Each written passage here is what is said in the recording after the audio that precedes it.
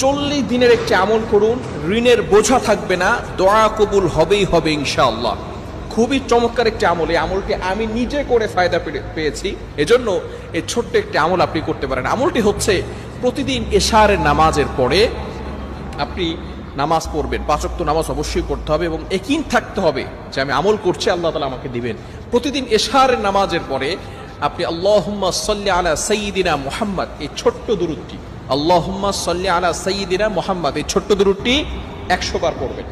এরপরে লা হাওলা ওয়ালা কুওয়াতা ইল্লা বিল্লাহ 499 বার পড়বেন। কতবার?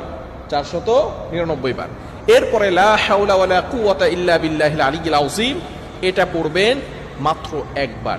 এরপরে আপনি আল্লাহ তাআলার কাছে দোয়া করবেন। অবশ্যই ইয়াকিন থাকতে হবে, বিশ্বাস থাকতে হবে। 40 দিন যদি আপনি আমলটা করতে পারেন ইনশাআল্লাহ অবশ্যই আল্লাহর পক্ষ থেকে আপনার কাছে সাহায্য আসবেই আসবে।